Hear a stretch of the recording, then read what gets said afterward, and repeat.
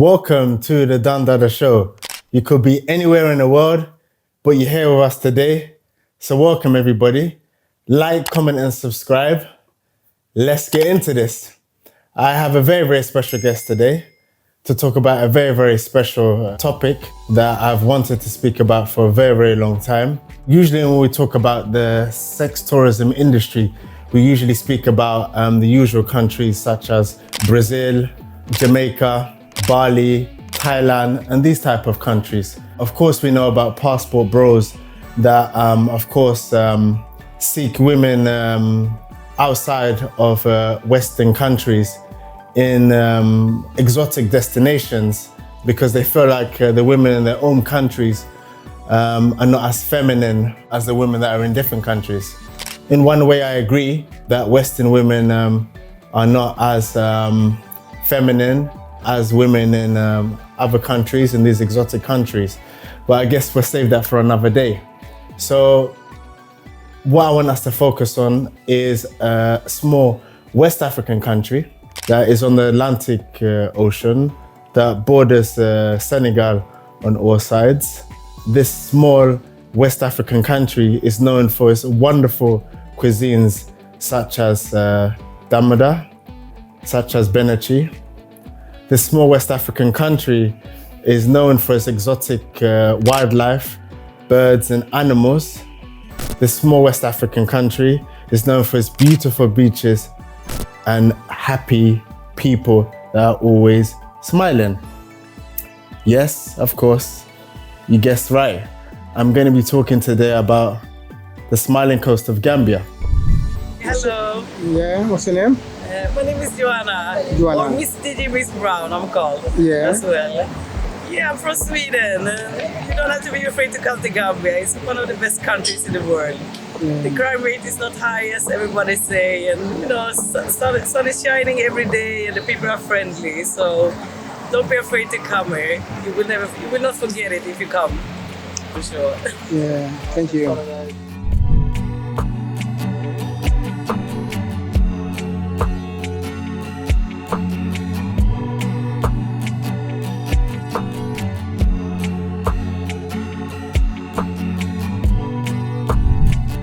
And I have a very, very special guest today with me. Could you introduce yourself? Yeah, I am Tafa, former Gambia international football player, based in Gothenburg, Sweden. So I just want to welcome everybody to the Dada Show. Thank you. Welcome. It is a very interesting topic, It's about my beloved and beautiful smiling coast country called the Gambia. Yeah, so I just want to welcome everybody to the show, we have a very interesting topic, and I hope you guys are gonna enjoy it and learn a lot about the Smiling Coast. Thank you. Thank you for coming once again to the Dada Show. Yeah, man. Nice to see you, brother. Big up, big up. Nice one, nice one. First of all, can we start off about, I want to talk about the different tribes and languages in Gambia. And I'd like us to actually break down the relationship, because obviously we're based in Sweden, Gothenburg, and I'd really like to know the connection between Gambia and Sweden too. So first and foremost, could you talk about the actual tribes that they are in Gambia and the actual languages? Could you explain to our viewers and myself too? I'd like to know more about that. The Gambia, like I tell you before, it's like a very small country. I think one of the smallest countries, the smallest country in mainland Africa. We have about 7 tribes, if I'm not mistaken. You have the Mandinkas, who are the largest, and you have the Fula, and then the Wolof, and the the Jola, the Sarahule, and the Serele and the Ako. Yeah, I think these are the 7 major tribes, that are in the Gambia. Okay, and what about in terms of the languages that are spoken in the Gambia? Could you give us a little bit more every tribe has their information? own language, Okay. Every tribe have their own language, and English is the official language. Yes. I wouldn't even call it official. Every tribe's language is their official language. So English is something that everybody speaks. That's what we what do you call it? We speak at school, and other places, in when it comes to official issues, regarding the country. But Gambia was colonized by the British. Yeah. So we were colonized by the British, and that's why we speak in English. Even though we don't want to speak it, we want to speak our your own local traditional languages. But I respect that. yeah, but English is the official language of the country. Okay. And is there any tribe that dominates over the other in Gambia? Like, I mean, in terms of like the language and the culture, because of course, I always did hear of the Mandinka tribe, obviously from Kunta Kinte and stuff like that. So is there? Yeah, the Mandinkas are the largest tribe there, and one of the biggest, a very strong and what do you call it, well-cultured tribe, And then you have the Fula, but when you look at it, it's like you would think that the Wolof are the second major language after the Mandinkas, because almost everybody speaks Wolof, But Mandinka is the largest tribe there, Do you understand Wolof? Yeah, every Gambian can speak Wolof, Okay. And likewise Mandinka too. Every Gambian can speak Mandinka. But Mandinka are the largest. Okay. They are the largest tribe that is there, Okay. Yeah. Now, ever since I can remember, I obviously grew up in London, England, and if you can't hear from the accent, and ever since I can remember growing up in the 90s, the late 80s and the 90s, really, I remember people taking exotic holidays to faraway countries, like in the Caribbean, or of course to Africa and Gambia, to be specific. We had a tourist package holidays, for example, Thomas Cook. That was very big in the 80s, early 90s. And they had package holidays to Gambia and to the Caribbean. What would be, because I know that we have a connection in Sweden. I've heard a lot about Gambians were the first to come to Sweden, and of course the connection that Gambia has to Sweden. And of course we are in Sweden, Gothenburg.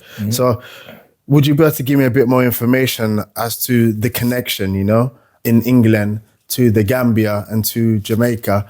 Was the same thing happening obviously in Sweden? I know that TUI is an airline that has been going for many, many decades, I wonder maybe if it's the same thing, also that these cheap package holidays, maybe in the 60s, the 50s, late 50s and the 60s, and so that these cheap package holidays, people were going to Gambia because it was a paradise and still is a paradise, Yeah. I wouldn't say it's because of the cheap packages, I mean, come on, Gambia is a beautiful country, and that's why we call it Smiling Coast. Yeah. I mean, we have beautiful birds, and wonderful cultures, and different cultures, and different cuisine there, and very delicious food, we have, and those are the kind of stuff that makes people to come and visit the country, And the food is delicious. The food is very delicious. The food is very, very delicious. The best thing about the Gambia is the people. Yeah. It's the people. The people are very lovely people, very nice, very welcoming and very well cultured and articulate, and very smart people too. Sun all year round. Yes. People are friendly, people are nice. And the food is delicious. Welcome to them. Welcome to the Smiling Coast. Thank you. Those combinations, those are the reason why people visit the Gambia, We have a very, what do you call it, very beautiful beaches, and the sun is very, very nice, and it's warm. And the country is, it's very welcoming. And that is the reason why, a lot of people, they visit the Gambia. Not because of the cheap packages, because when it comes to cheap packages, you can go anywhere on the, in this world, Yeah. But there's something special about the Gambia, that makes tourists to come. Well, yeah, there is definitely something special 50, 60, 70-year-old women, some of them grandmoms, flying to the Gambia and looking for sex with young Gambian men. Is that something that you've heard of? Is that something that happens? We hear that, and that is from your British newspapers, you know, and even here in Sweden, you know, the newspapers here, those are the people who are pushing that that kind of narrative, you know, that kind of agenda, you know. It's like it's something against the tourism in the Gambia, you know. Well, you know, that's not something that is a problem in the Gambia, you know. We don't have what they call sex tourism. We don't have that in the Gambia, you know. What we have is tourism. So you're saying to me that it doesn't happen? I wouldn't say it doesn't happen, but it's something that it's not part of our tourism, you know. I mean, we have tourism, you know. Anything above that we don't have. What we have is just tourism, which is very normal. Every country they have tourism. So, you know. Yeah. I mean, I understand what you're saying, but the latest figures that I got was that 20% of Gambia's GDP is from tourism. Tourism, yeah. So that's a sizable chunk It's a lot, yeah. of money that's coming into Gambia for the economy as a whole. Exactly. The tourist industry, hotel industry, and everything connected with that. So, I mean, something is clearly happening in the country with regards to older European women flying out to Gambia in the hopes that they're going to find a young man that could be old enough to be their son or even their grandson, in the hopes of that they'll be able to sleep with them. Well, come on, man. You know, I mean, it's not like the way you're saying it, you know. It's the papers, the British tabloids that are pushing. So you're saying it's propaganda? It's propaganda, of course, you know.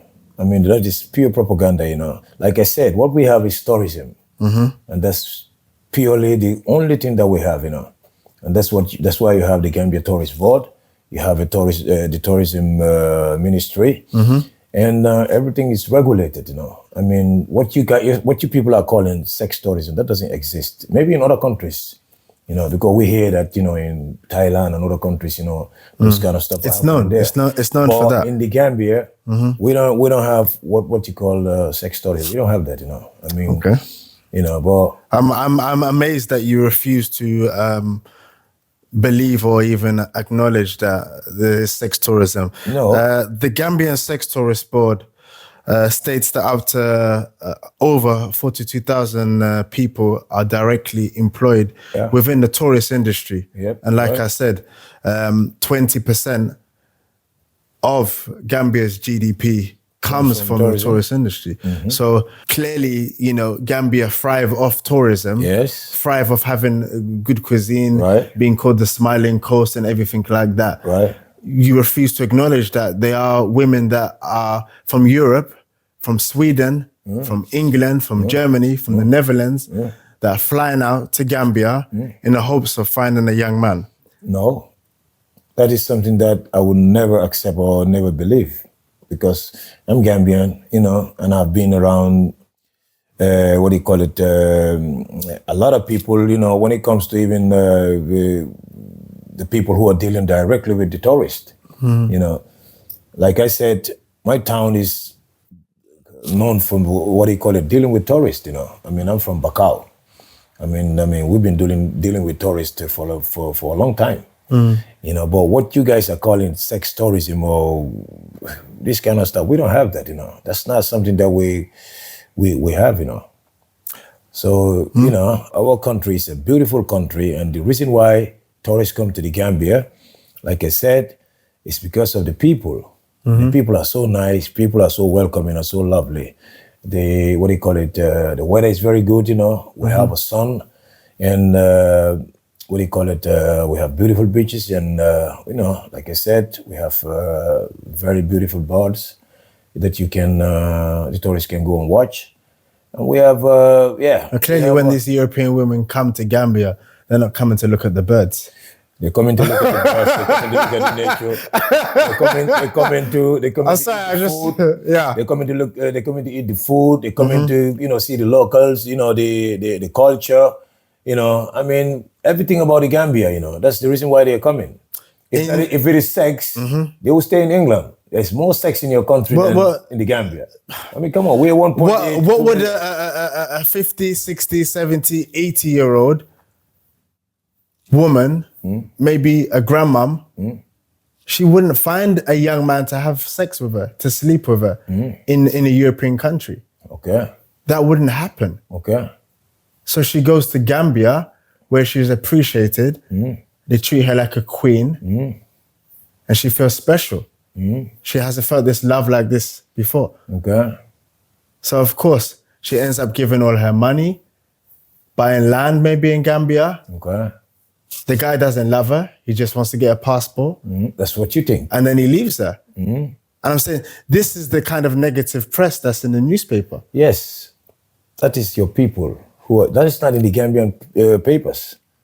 You will never find that kind of stuff in the Gambian papers, When those stuff are even talked about is from like I said, the British tabloids, the Gambian, newspapers, they will pick it from there and then put the news out. But we don't have something like that. Like I said, your old people or your grandparents, like you call them, where do you put them in England? Well, they typically would go into a old people's home. Old people's home, okay. Yeah. And what are they doing at the old people's home? You forget Nothing. about them there? They leave them there. Maybe their grandkids will come and visit them. Maybe they wouldn't even visit them once a month. Maybe they wouldn't even check on them. It's different. They are there. You left them there to be rotten for them to die. You know what I mean? Yeah. And they're reading newspapers. They're watching TV. They're seeing on the news about this beautiful country called the Gambia. There is sunlight. The people are so nice and so welcome. And obviously, they want to go and visit. So they didn't look at the news and hear about, you can go to Gambia and find a nice young man, to marry or to have sex with or whatever you guys call it, That's not what is out there, So that is something that I wouldn't say it doesn't happen, but these are isolated incidents. And this happens everywhere on this earth. So you're saying it's not as big as the media kind of reports it, that there's so-called, for example, like they have tabloid articles, for example, Lammy took all my money and left me, or Lammy came to Europe just for a passport or something like that, Well, Bro, that's what I'm just trying to tell you. It's not like that. Like I said, these people, they want to come and visit the Gambia. And when they come and visit the Gambia, obviously, they meet the locals and they meet people who are working in the tourist industry. And you have tourist guides and you have bumsters. You know what I mean? Yeah. So these people are working directly, with the tourists. You know what I mean? The tourist guide, those are the ones who are working with the Gambia Tourist Board, or the tourist industry, So those are the ones who are employed. How would I even say it? Like they have a badge. Okay, like an ID. They're like an ID, to move with the tourists or to take them around, and show them places. Yeah. But the bumsters, that is the raw version of it, Okay, sorry to stop you right there. We actually have some video footage actually that we acquired from Gambia of an actual bumster who is well known in Gambia and has been doing this for, I believe, over 30 years. Over 30 years, yeah. So this would be very interesting to actually hear from his own mouth what is life like being a bumster.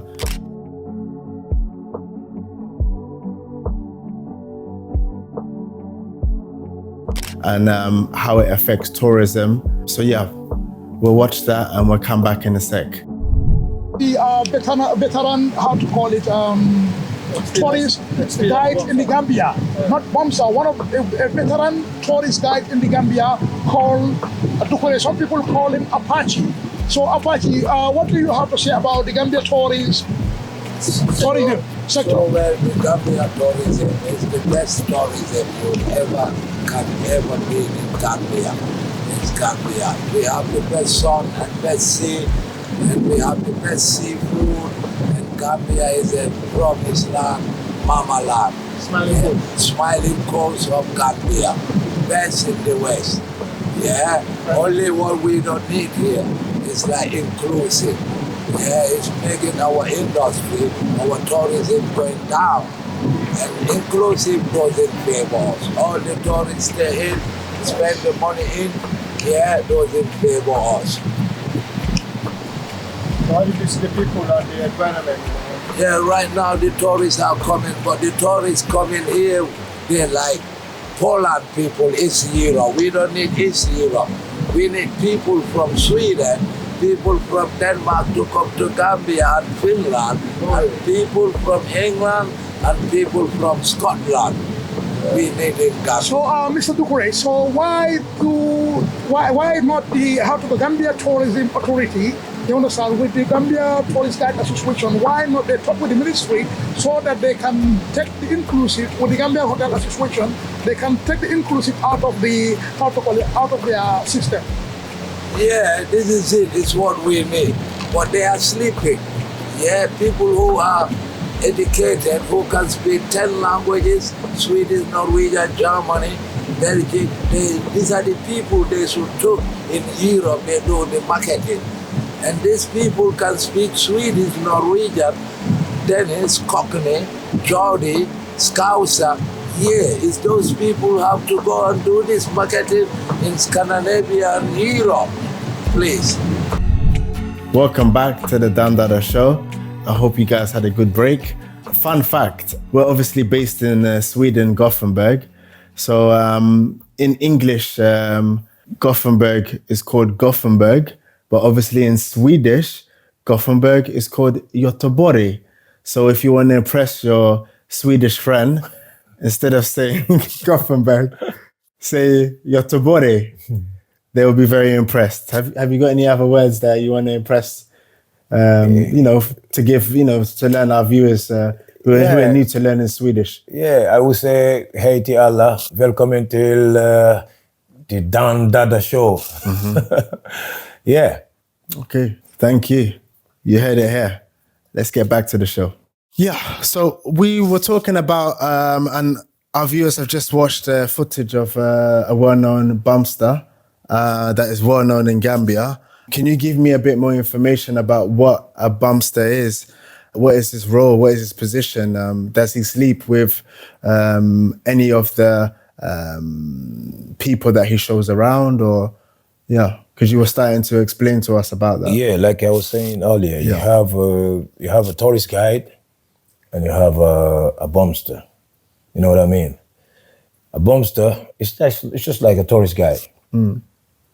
It used to be a bumster before, but then they regulated it, and then introduced the tourist guide, Typically, these bumsters are well trained. They look good. The bumster can be a bumster can be anybody. It can be a young boy. It can be an older man or a middle-aged man. A bumster can be anybody. Okay. A bumster is just somebody who love to mingle with the tourists, who love to help the tourists to show them the country and help show the them tourists the into his bed. No, not like it. Come on, man. To show them around. But let's be honest here. Yes, they are having sex with the tourists. He's not just there to show them around. No. I don't understand why you refuse. You refuse to acknowledge that. No, I'm not refusing to acknowledge anything. What I'm saying is the way you're trying to portray it. It's not like that. Mm-hmm. Obviously, a tourist. If you go to a country, you go in there to meet the people, to know the culture, to mingle with the people, to see around the country. Obviously, you don't know that country. You cannot move around by yourself. Obviously, you need somebody to show you those places, to take you to those places. Yep. So in the process of, trying to find somebody to show you around, and you will meet these bumsters. They are around the beach, they are around the hotels, you know what I mean? So they mingle with tourists. So obviously, if you meet somebody who is like a friendly guy and you feel like this guy can show me around, you trust this guy and you like him, what happened? You build a friendship. Do you think that typically these tourists, as you say, which are 9 out of 10 times women that come to Gambia, No. do you think that they fall in love, or do you think that these bumsters have relationships while being tour guides for these people? What do you mean? Gambia? Do they have relationship with the tourists or with what kind of relationship do you mean? Do these bumsters have relationships with the tourists? Yeah, it happens. Is it love? I mean, is it transaction? I mean, I'm not in their heart. Yeah. I cannot say what is love, what is not love. What I can just tell you is like this. I've seen people who are like they've been dealing with tourists. You know, I mean, they fall in love with them. They get married. You know, they have beautiful family, build a beautiful family together, build a beautiful life together. I've seen those. You know, and I've seen those that, you know, what do you call it, get in a relationship with tourists, and you know, it didn't work out. Just like every other normal person. So that is very, very normal, you know. But that doesn't mean that you have to call our tourism like sex tourism. No sex paradise. They're just telling lie, trying to convince you not to come to Gambia. You know, with us, Scandinavian, Gambian cannot go. People are crying, where's the Swedish, where's the Swedish, where's the Norwegian, where's the Danish? Alla ni go flytta. Du aldrig komma till Gambia. Welcome and welcome in Gambia. Thank you. Tack så mycket. Ni svenskarna, ni är topless. You welcome. Swedish are the top. They are the top in Gambia. Without the Swedish Gambia, we are crying. We don't see you people. We don't see the Norwegian. We don't see you people. What is going on? Vad händer? Inte om jag är snälla och komma tillbaka. Och komma här, vi kan bygga hus och bo här. Only Gambia you can have a compound owned by you, land you can buy it. They build it for you, paradise with Gambia. You're welcome. That's something that, you know, we don't like to hear. It already starts off being kind of negative and gives negative connotations, because when you think of Gambia, you think of it, obviously, how the media have been portraying it. That's what I'm saying. Tourist and this industry is because, you know, maybe one British woman got her heart broken by a Gambian man or anybody, you know, and then, you know, they go to the British tabloids, you know, and start bashing every Gambian and, you know, trying to mash up our tourist industry. I mean, that's unfair, you know? So you cannot call a country like Gambia our tourism, where you know that, like you said, 20% of our GDP is coming from tourism. Yeah. To try to portray us like we have what you call sex tourism. Yeah. That's going to drive tourists away. Yeah. And that's why I'm here to defend that, because like, it's like when I'm hearing this, you know, I mean, I'm like, come on, what is this, you know? And me and you, we've been talking about this back and forward, you know, and I try to explain to you, and I'm trying to get more knowledge from it. So and, you know, hearing the negative press that is in the tabloid newspapers, coupled with the fact that I know people that have just come back from Gambia, and they told me that the whole plane was filled with older women in the 50s, 60s, 70s, and 80-year-old women coming from all over Europe, going to Gambia. Yeah, that is what you call tourism.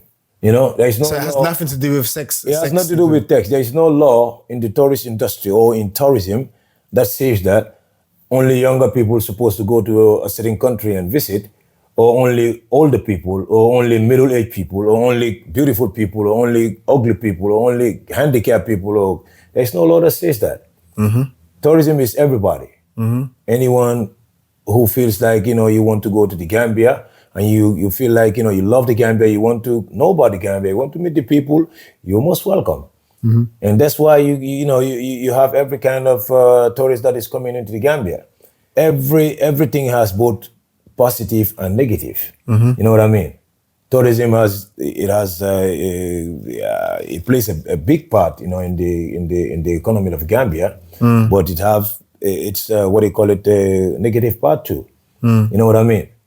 So that too, you know, we're going to discuss about it. But there is nothing like sex tourism in the Gambia. It has never been like that, you know. I've lived in the Gambia like most of my life, you know, and I've been around people who mingle with the tourists, you know. Not to say that I myself have mingled with tourists, no, because I was a football player, like he said. That's been my life, you know what I mean? But I've known people who have been mingling with tourists, you know, and I've seen how the tourists, they interact with people and, you know, how they move around, you know, and how happy they are, you know. But there's nothing like sex tourism. Okay. But I cannot say, I wouldn't sit here and say that tourists doesn't come there and have sex with the people. Obviously, if you meet somebody you like, you want to have a relationship with this person, I mean, that's their own. Yeah, they're two adults, so they can do what they want to do. But I feel like that the European ladies that come from these countries and come to Gambia, I think that they are being taken advantage of by these Gambian men. No. Because most of them know that they don't want to be with them. No. It's just to get a passport. No. It's just to get them to buy some land. That is what you guys think. What would a 20-year-old, 25-year-old Gambian man, strong, young, good-looking Gambian man, want with a 50-year-old woman or a 60-year-old woman? What would a 50-year-old British woman be going to the Gambia for? To be around, a 20-year-old or 25-year-old Gambian boy, whatever, man. Yeah, because she can't get away with that in Europe. No, in Europe, she can't do that. You have to understand how the tourist industry works when it comes to the Gambia, because there is a lot of unemployment in the Gambia, especially among the youths.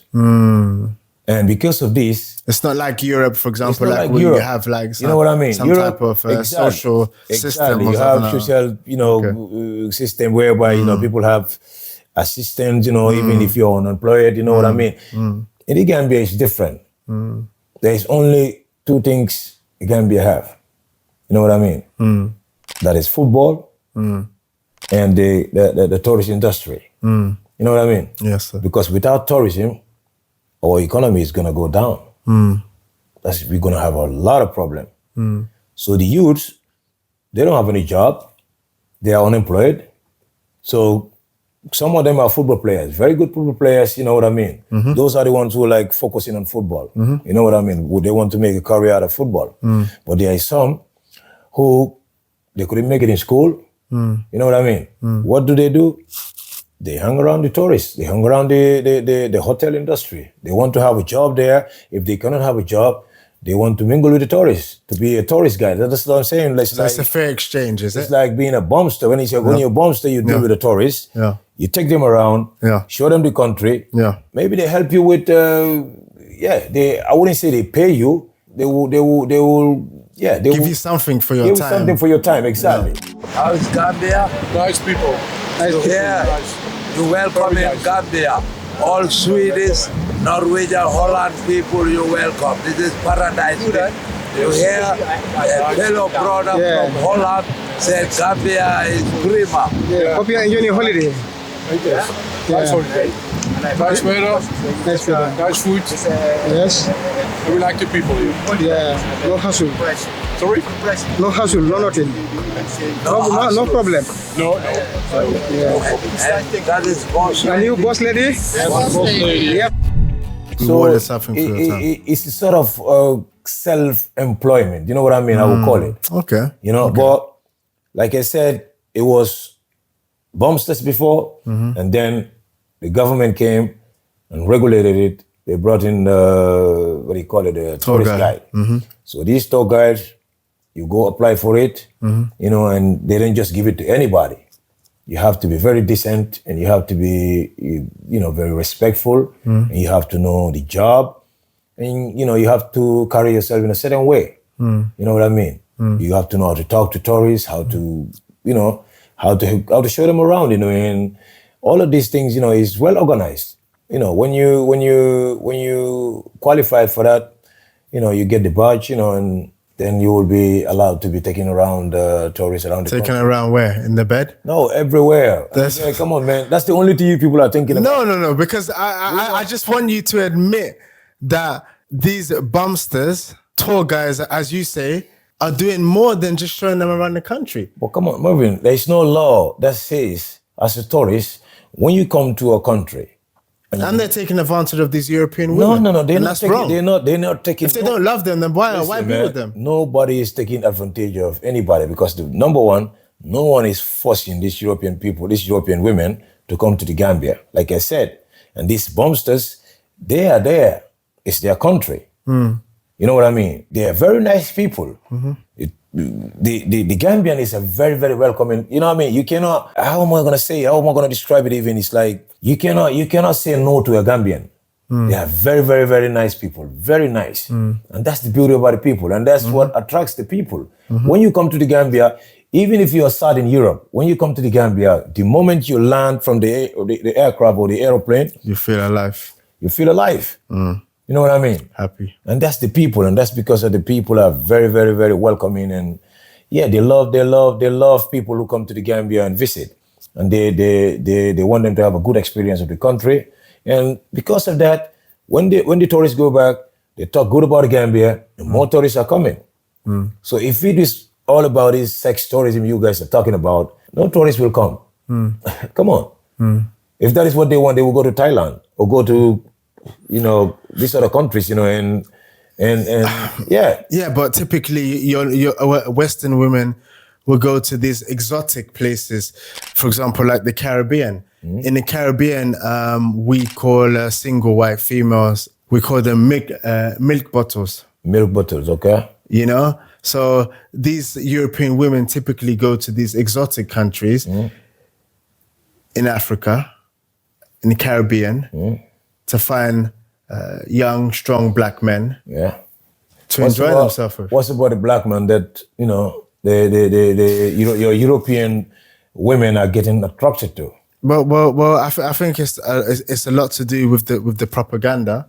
That's what I'm saying. Listen, this propaganda, this has been going on ever since. You know what I mean? Well, I mean, it goes back to the slavery times. If you look at the Mandinka warriors, that were getting sold in the slave market, typically they were the biggest and the strongest and the ones that were more well endowed also physically, for sexual mating, So typically, European women, obviously I've heard about that. And they want to go to these type of countries, such as Gambia and the Caribbean, to go and see if it's true. Come on, no. That's not the reason why they're coming there. Like I said, I do think that is something as well from European women's side that they kind of see these black men like their little toys, so to speak. No. So. I don't know. The European women that comes to the Gambia, I wouldn't even say women. The tourists that comes to the Gambia, they come there because they love the Gambia. They have good things about the Gambia. You know what I mean? And that is the reason why they are coming there, because of the people, the beauty, the people are so beautiful and they are so welcoming. And they heard about the smiling coast. So, I mean, they want to know, they want to experience that. And that's the reason why they are coming there. But like I said, isolated incidents that happens, one or two British, women, You're saying that give a bad name to the whole of Gambia. That's what I'm saying. That is your tabloids. Okay. That's your British tabloids, You know about your tabloids. Okay, well, obviously we're in Gothenburg, Sweden. Can you explain more about the relationship that Sweden has with Gambia? I heard that when I first came to Sweden, many of the old timers told me that Gambians were one of the first blacks to come to Sweden. Yeah, sure.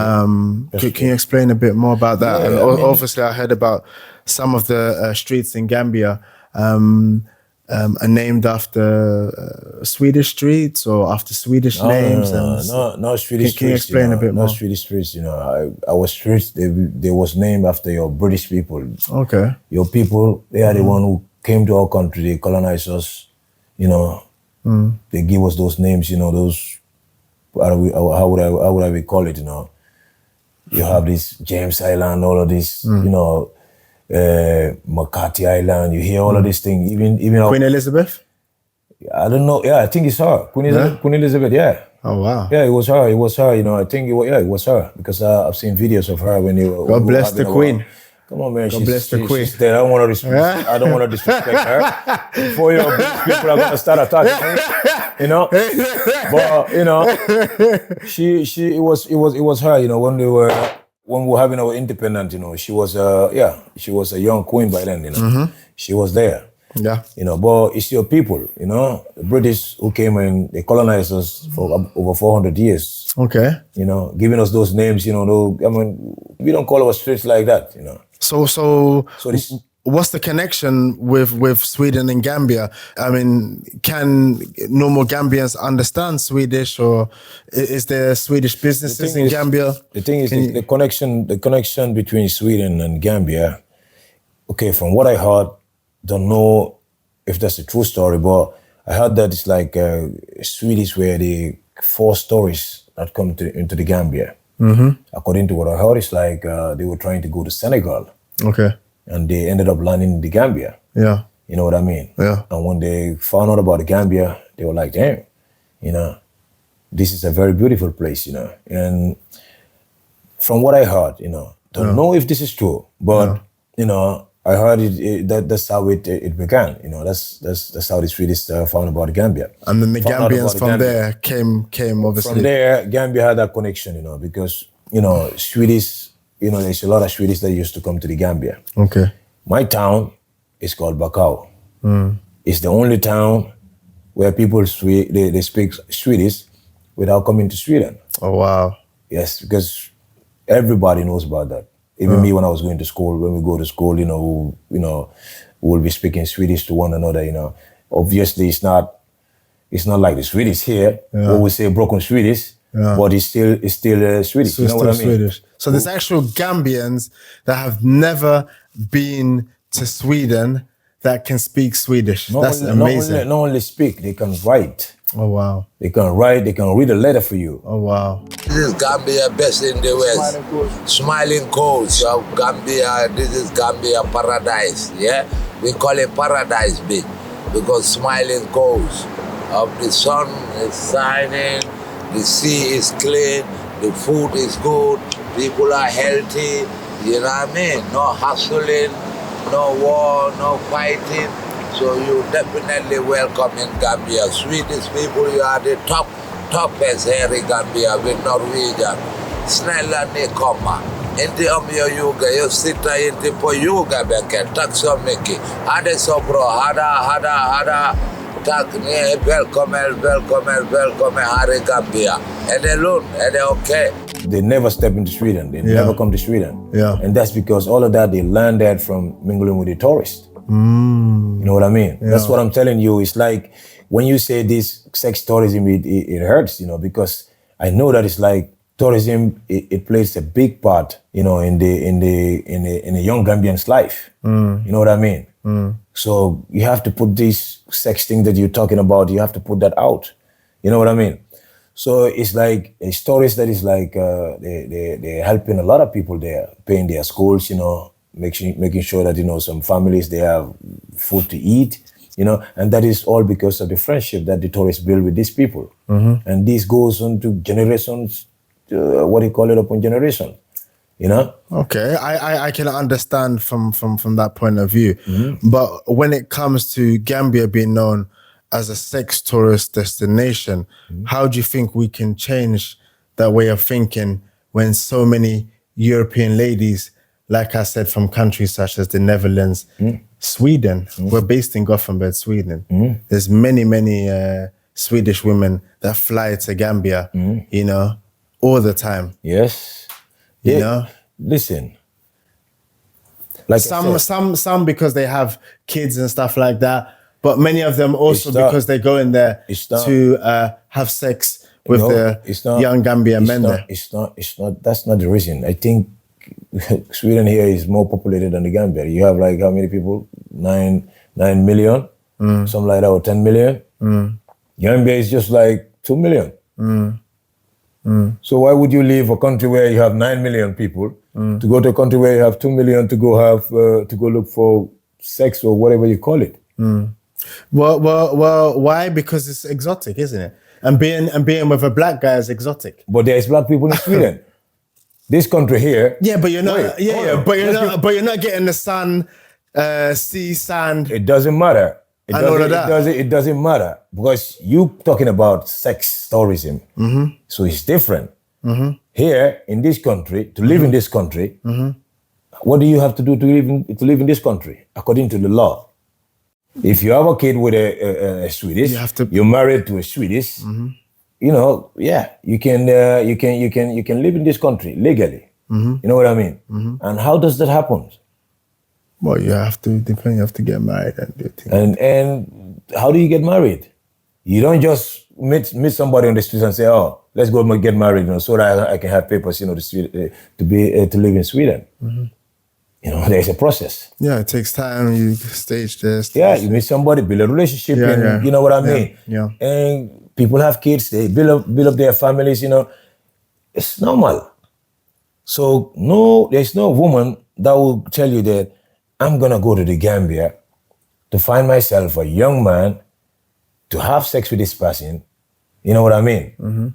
And have a relationship with this person. No. That's not something. That's not the reason why the tourists are coming there. Not to say that doesn't happen. You know what I mean? Yeah. But the reason why tourists are coming to the Gambia, that is what I'm just trying to tell you. You have to separate this. Women going there for sex. Come on, man. We're a small country. This is not something that we know about, It's not a sex paradise like everybody say. It's like it was worse before, but now it's not as much as all. If you go to Thailand, you will see much worse. I can promise you that. So don't be afraid to come here. Just book your trip and come. That's for sure.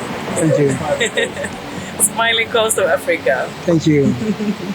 Smiling coast of Africa, vedu komma snälla. Svenskarna är toppisar. Här är inte sex paradise. Här är smiling coast of Africa. Thank you. Välkommen. Yeah. Thank you. Tack så mycket.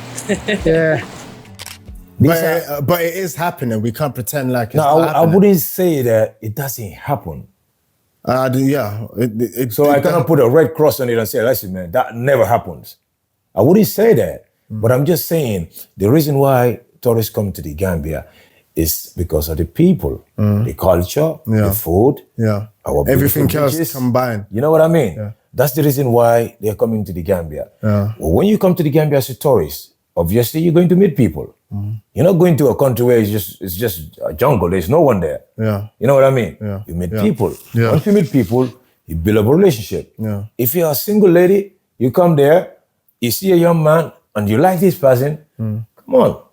That's your choice. It's not like this young man is coming like forcing you, saying, listen, man, you have to be together with me, or you have to go sleep with me, or you have to go do this with me. No, that's not the reason. The reason why they are coming there is because they love the country and they want to come and visit the people, visit the country, visit, see our culture, try our food, and enjoy the sun. And that's the only reason why they're coming there. So that makes sense. But I'm just saying, I just want you to acknowledge that Gambia is and has been known as a sex tourist destination. And that's what I want you to acknowledge. Don't use that word has been known. We haven't been known as Gambia has been known as a very beautiful country and as a very welcoming. That's why we are calling a smiling coast. You never heard they call it the sex coast? No. Yeah, why are they calling us the smiling coast? Okay, but why in the newspaper, in all the tabloid newspapers? Do you believe in everything that are they saying? Do you believe that this Lamy did this, this guy did that? He took all my money. He left me. He married me as soon as he came to Europe. He divorced me. These are stories that we hear all the time. But that's what I'm saying. That's why I told you. I said these are isolated incidents. That is just an older lady got taken advantage of. Not taken advantage by a young boy. Not taking advantage of. I would say even the older lady is taking advantage. This thing is happening even with your old British man. There is 60, 70-year-old British man or Swedish man or European man coming into the Gambia, taking advantage of young girls. Okay. Marrying them. Yeah. You know what I mean? And these are teenagers. Okay, so then we're meeting somewhere then. So you are acknowledging that this happens, but you're saying that this is not what the European women are initially coming for. No. You know? But the reverse of it is obviously that, you know, it happening also with older men coming to Gambia and taking advantage of young girls. That's the hypocrisy. And that's disgusting. But that's the double standard that we have, that when it's women, 70, 50, 60, we don't have that much of a problem. Yes. But when it's the men, we jump on them. Because it's your grandmas. That's the thing. Yeah. But if it's your grandpas, that's the double standard. You ain't got no problem with it. You will never see that on the tabloids. You know what I mean? But we've seen those in the Gambia. Yeah. That's disgusting. And that has been a major problem there. Yeah. You know, I'm not talking about only older men. Yeah. I'm talking about pedophiles. Yeah. That's disgusting. I'm not homophobic. Yeah. But homosexuals. Yeah. And what do you call it? All kinds of people. You mean like people are kind of like gay for pay? Exactly. You know, you have this. They're not really gay, but yes, you have all these kinds of people. The European men come, and you will see these people. These people are like, you know, that these people are like homosexual. It's like what we call them, Batman. You know what I mean? And you will see these people going with young men. You know what I mean? You will know that. Come on. You know what is these people doing? So, but you will never see this kind of stuff in the British newspapers. You know, they will never talk about that. And never talk about the old men and what they are doing there, you know. Which is absolutely disgusting. That's because what I'm saying. Young people and of course young ladies need to be protected. Exactly. You know? So it's only you see these isolated incidents when it comes to these women who got a problem with their Gambian man or you know, whatever, their husbands or if it's their boyfriends or whatever you call it. Yeah. They go to their tabloids, you know, and talk about it and talking about like, you know, they've taken advantage of me or, come on, that doesn't exist. Like I said, the Gambia has a law. Yeah. You know what I mean? Yeah. And everybody follows that law. Yeah. So if you come to the Gambia, I mean, whatever you do, you invest your money, you buy land, whatever you do, there is a process that you have to go through. You have to follow that process. You know what I mean? So, but I mean, if you come, you give all your money to a young guy, you tell him like, okay, go buy a house, you know, and he put everything on his name. I mean, at the end of the day, you know, if you guys break up, what do you think is going to happen? I mean, you have to protect yourself when it comes to that area. You know what I mean? So you mean sometimes these Europeans, women, they're the ones that put themselves in this situation. Exactly. You know, because when they come, they met these young guys, you know. Or they meet these young guys, you know, what happened is like, you will see that it becomes like a friendship, you know, like tourist guide, you know, like I said it, or being a bumster, you know, they meet them. Later they fall in love, for example, you know what I mean? And later some of them, they get married, you know what I mean? Some, you know, they want to invest in the Gambia. Some, they will take their boyfriend or their husband and they will take them to Europe and they would like to build their life together there. You know, but once you decided to invest in the Gambia, for example, I mean, you have to protect yourself. You cannot just come and take a huge amount of money and just give it to a young guy who doesn't have any experience in this life. You know what I mean? Yeah. Never seen that kind of money, and you say, okay, here, because I love you, you can decide what we're gonna do with this money. So at the end of the day, you know, when you guys have a problem, you break up, you know, and you don't know where the money goes. And that's the problem, you know. So you mean that these European ladies should take more responsibility, you know, when coming to the Gambia and deciding to pursue, to have a relationship with one of the local men there? Hold on. That's not the reason why they are coming. You have to know how you explain this. When they come to the Gambia as a tourist and they ended up meeting somebody and then fall in love with this person, whoever it is, I'm just saying, when you're trying to invest in the Gambia, you know what I mean? Because you want to build a life with this person in the Gambia, to live there or whatever, you just have to protect yourself if you want to invest your money, because it's your money. I hear you. The guy that is there, he doesn't have the money, for example. So you have to protect yourself. How are you going to do that? You know that. You're supposed to know that yourself. You know what I mean? But there is a law in the Gambia. It's not a lawless country. So there is procedures too. You have to follow anything that you're doing, whether you're a business person or whether you just want to invest. There is procedures you have to follow. But if you take a huge amount of money and give it to a young guy, say, okay, you take care of the money because you're my husband or you're my boyfriend. Yeah. He never seen this kind of money. What can happen. That's what I'm saying. A relationship, there is no guarantee in any relationship. Oh, I hear you. You know, it might go good, it might go bad. Yeah. But at the end of the day, when it goes sour, at the end of the day, you just have to know how to protect yourself, you know, because you don't want to find yourself in a position whereby it's like you don't know what happened to your money. And that's happened quite a lot with European women going to Gambia and then being exploited. It's not being exploited. It's not being exploited, you know. I mean, well, it is. I mean, if you've got a young Gambian man in Gambia telling a European lady from Germany, from the Netherlands, from Sweden, from England, from whatever country, saying that I love you, baby, I love you, you're the only woman that I want to be with, you know, I want to give you the moon, the sun, and the stars. A woman that's never heard that before, especially in her 50s, 60s, 70s, 80s, and is being treated like a queen, of course she can fall under the spell of anything, you know? Yes. But I understand, you know, everybody has to be wise and smart. Yeah. And protect themselves, as you said. Yeah, but I don't want you to be using this word like they've been exploited or people have been, you know, used or no, we don't have something like that. Like I said, these people, they come to the Gambia for tourism, to enjoy the country, to enjoy the sun, to enjoy the beautiful beaches, to enjoy the beautiful cuisine, you know, the culture, you know, and the people. So, I mean, when they end up, you know, finding a soulmate there, you know, I mean, that's not a problem. So, I mean, if you find a man there, you know, you fall in love with this person, I mean, that's very normal. It's like any other relationship, you know? So, it's not like, you know, these people who are dealing with the tourists, they're trying to use these women or they're using them or they're exploiting them. Come on. No one is exploiting anybody because these people, it's their country. That's where they live, you know, and they are dealing with the tourists or working with the tourists because that's where they are living from. So when they mingle with the tourists, obviously, you know, people build friendship and relationships. You know what I mean? So at the end of the day, you will see that, you know, some will fall in love. You know, some it will just be a natural and genuine friendship. You know what I mean? Whereby it's like they are not in a relationship or anything like that. The tourists will just like these people. They just want to help them. You know what I mean? And it will just be a natural thing.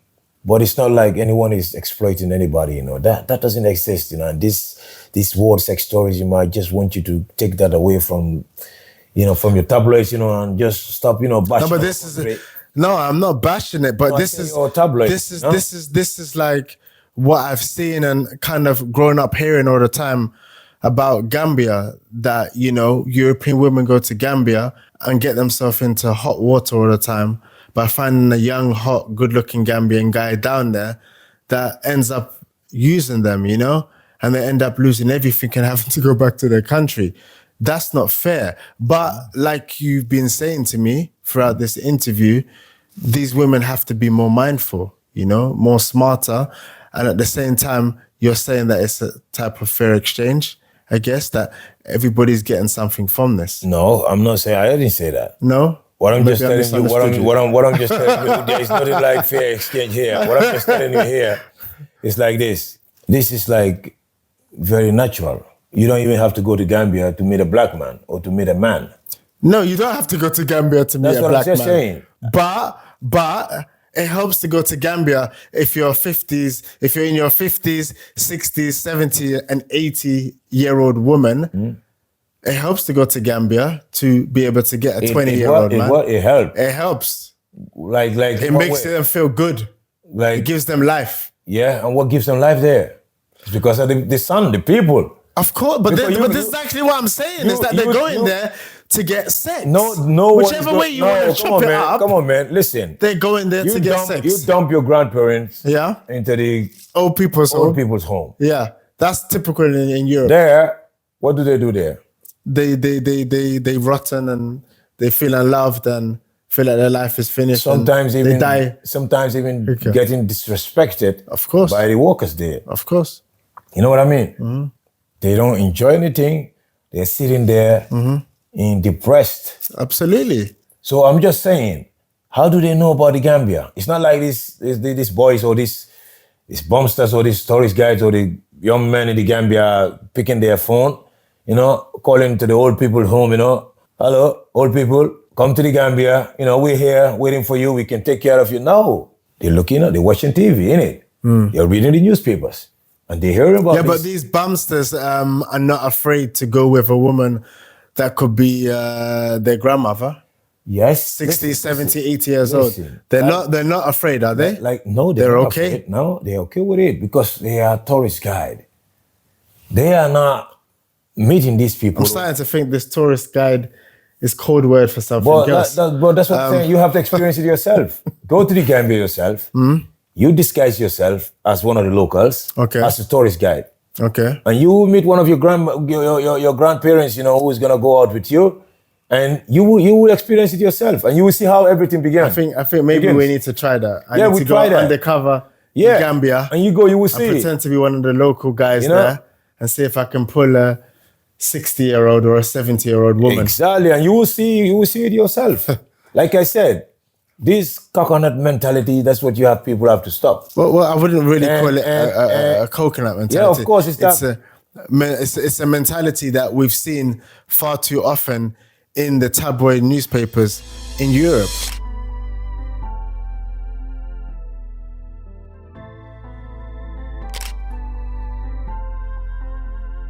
And you believe in the newspapers? You believe in the tabloids? It's not about what I believe in. No, but come on. I keep on seeing it, so of course. Listen, you have to do your research about the Gambia.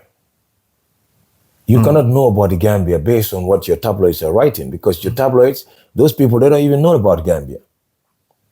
Like I said. Why do you keep saying my tabloids? Am I the one that owns because you're British. I own it. You're British. I don't own it. Yes, I am British. You're British and you're yes, sir. You know. Yes, sir. Sorry for that, you know. Yes, but I have to say it. Thank you, You know very what I much. mean? I appreciate that. So that's why it hurts you, you know, because you're thinking like, you know, British women or all the ladies are going to the Gambia and they're taking advantage of this. Come on, man. I do feel like they're getting. Who has been taking advantage of who? What? So it's payback? No, I'm just saying. Who has been taking advantage of who? I'm confused. We've been taking advantage of, you know, over 400 years, and it's still happening. Okay, so now it's payback? No. Listen. Sleeping with all the European women. I'm not saying. Sleeping with them and then leaving them, getting their passport. No. And then divorcing them. Listen. It's wrong. Taking all their money and leaving them broke. It's good. Listen, I'm just saying like this. When it comes to a relationship, this happens in every country, in every culture. Absolutely. You can go to Jamaica today. You know what I mean? And the same thing's happening there. And you go there, find yourself a Jamaican woman, or meet a Jamaican woman, and you get married to this Jamaican woman or get a life with this Jamaican. It's just normal. You know what I mean?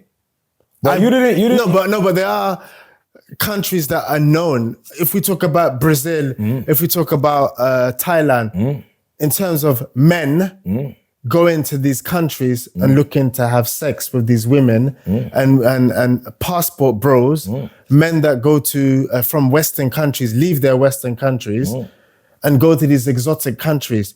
They go to these exotic countries because it's easier to get a woman there, and it's easier to get a woman that is more submissive, that is more feminine, because these passport bros believe that the women in the Western world, they've lost all respect for men, you know?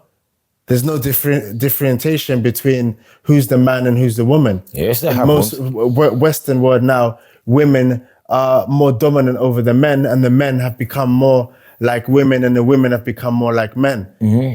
Yeah, that happens. You understand? That happens. I understand that part. That happens, you know.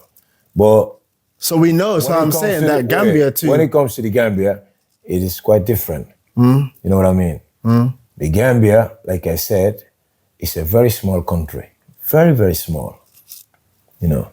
So there is no space for this that you're talking about. It's sex tourism. There is no space. What do you for say? Do you know what the population is? I think you said it before. What? The population is about 2 million, something like that. Okay. You know what I mean? Small. Or 2.1. You know, it's not much. Yeah. That's like, what do you call it? How would you say it? Stockholm combined with Gothenburg. You know what I mean? So it's very, very small. But they make a very big impact, you know? No, it's like this. The tourism even in the Gambia is just a very small area. If you look at it, you know what I mean? A very, very small area. So that's why it's like, I'm just telling you, it's like there is no space for this that you call sex tourism. And there's no space for that. You know, because the tourist industry is not that big. And the country is not big. And, you know, where the tourists even mingle and the people, it's not a big place. I've heard of Sweden-Gambia. Is that the main strip? Yes, Sweden-Gambia. That's what I'm saying. Sweden-Gambia, around that, Kololi, you know, and those areas, you know, that is where everything is. Is that the kind of entertainment and the main kind of? Yeah, that's where you have all the clubs, you know, and all the restaurants, you know, and you know, all the 5-star hotels, you know, and yeah, around that area. So it's a very, very small area. You know what I mean? Yeah. So I mean, there's nothing like sex tourism in the Gambia. I'm telling you, you know, your newspaper, they have to stop pushing this because it's destroying our tourist industry. And when you how can we change this? How can we change? Listen, people like you, you know, you build an interest into this. You know what I mean? I'm interested. That's why I really wanted to interview you to get the knowledge firsthand from you. Exactly. And that's why I'm just trying to explain it to you, to give you an in-depth knowledge that I have, you know, for you to understand it. Me, myself, I haven't been mingling with the tourists, like I said. You know, I was a football player. You know what I mean? But I've known people who have been mingling with the tourists, and I've experienced it. You know what I mean? I've seen it because, like I said, my town, you know, I mean, they have been mingling with the tourists, or we have been mingling with tourists, you know, for a long time. You know what I mean? So this kind of stuff you're talking about, you know, it doesn't exist, you know. It's just a propaganda. Okay. And I can understand, you know, when one... It does have... You're saying, just to conclude, it does happen, but the negative press is more outshining the positive press of Gambia. I said these are isolated incidents. And what I mean by that, when you have 1 or 2 or 3 women who got into a relationship with somebody, or get married, and then the marriage or the relationship didn't work, and there's no guarantee in any relationship or any marriage. You know that. So if you're a woman from Britain, you come to the Gambia, meet a guy, fall in love with this person, and he fall in love with you, and you guys decided to get married, to build a life together, and things didn't work out later. I mean, why would you go cry and say that, oh, what do you call it? He took advantage of me, or he took all my money, or stuff like that. Come on. I know, but if they're around the same age, fair enough, Mustafa. But from what I've read in the tabloid newspapers, time and time again, is a Gambian, a young Gambian man in his 20s dating a granny in her 60s, 70s, and 80-year-old. Why? Listen, when those kind of stuff happen, before they go to the British tabloids, that's not fair. Don't they know that the Gambia has a law? If you feel that you've been taken advantage of, what do? You go through the channels. You go through the channels. Because the law. Me and you, we live in a European country, innit? Yeah. If I feel that I've been taking advantage of somebody, what do I do? It's a civilized country. So you mean we're not civilized in the Gambia? No, I didn't say. I said, I'm just saying. That's why I call you a cockroach. No. I'm saying that this is a civilized. We're more civilized than you. No. You take it the wrong way. No. This is a civilized country. When you say civilized, can you explain? Can you define civilized for me? What do you mean by civilized? Well, I'm saying to you that this is a civilized country. Yeah, but define civilized for me. What is civilized? A civilized country meaning that there's rules, regulations, and there's procedures and steps to everything. And don't you think that we have that in the Gambia? I think you have that in the Gambia. We have that. 100%. That. Just say that. No. You're misunderstanding. I'm not misunderstanding. I know what you're talking about. No. And I'm just saying to you. Okay. This is a civilized country. There's rules and regulations, right? And we have the same rules and regulations in the Gambia. No, but when it comes to sex tourism, it seems like you turn a blind eye. Listen, there is more sex in your country, in Sweden here, and in other European countries than in the Gambia. You know what I mean? So you just have to stop pushing this narrative. We don't turn a blind eye on anything. When something is a crime, it is a problem in the country. There is the right authorities, they deal with it. You know what I mean? Okay, our tourist industry, we have problems there before. But sex tourism is not one of them. You know what I mean? Okay. We have problems there, you know, because what do you call it? The tourism minister, I think if I'm not mistaken, they sack him, you know, or they change him. He's now the lands minister, something like that. He's no more there.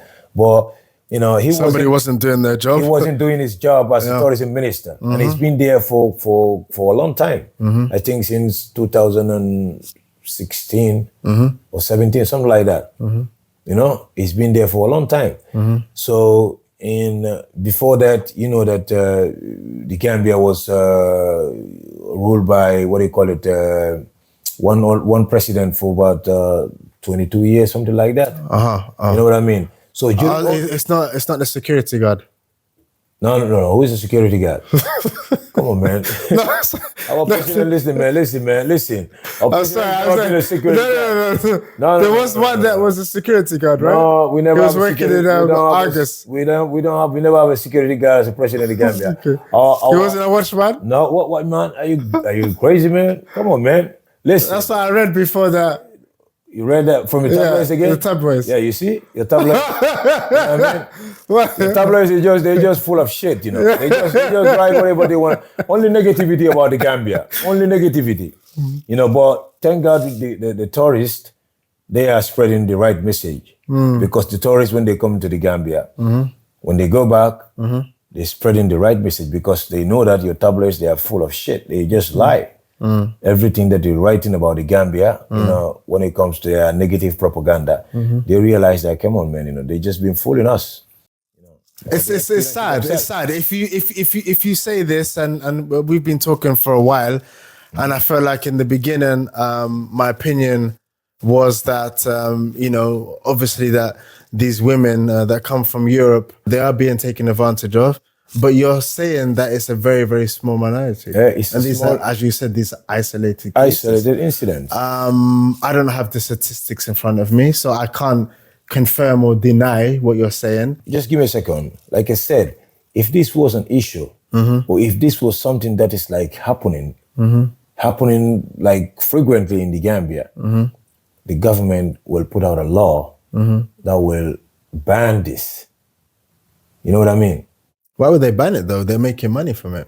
So why would they ban it? The Gambia don't need that kind of money. That is dirty money, you know. Like money I said, is money. No, all money is not good money, bro. Yeah, but so when a big proportion of your GDP comes in from the tourist industry, of course, maybe they're going to turn a blind eye. No, they will never turn a blind eye on something that is going to destroy the country and the tourism industry.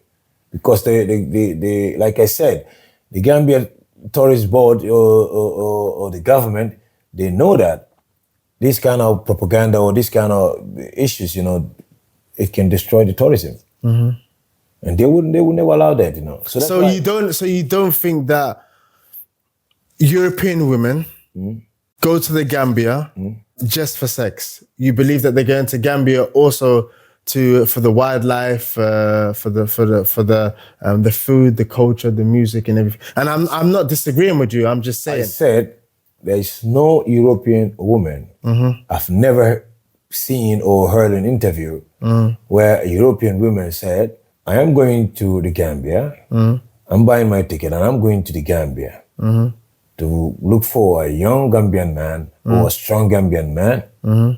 To have sex or to get married to. I'm telling you that. But you haven't heard that, but that doesn't mean that it doesn't exist. No, but I'm just telling you, it's like, when you put it that way, it's like, that is like that is their mission. That's the reason why they come into the Gambia. And that's not the case. No, but exactly, and that's what I'm saying. That's the propaganda that I've heard. You heard, and that's what I'm saying. And I've read, and I keep on reading it in the tabloid newspapers, But now you're hearing especially from in me. the European tabloid newspaper. I keep hearing that about Gambia all the time, and that's why I wanted to have you on the Dandada show and I'm to get telling more you, information and on I'm this. telling you, we don't have something like that. Okay. I'm not lying to you. I'm just telling you, the reason why tourists are coming to the Gambia is the people.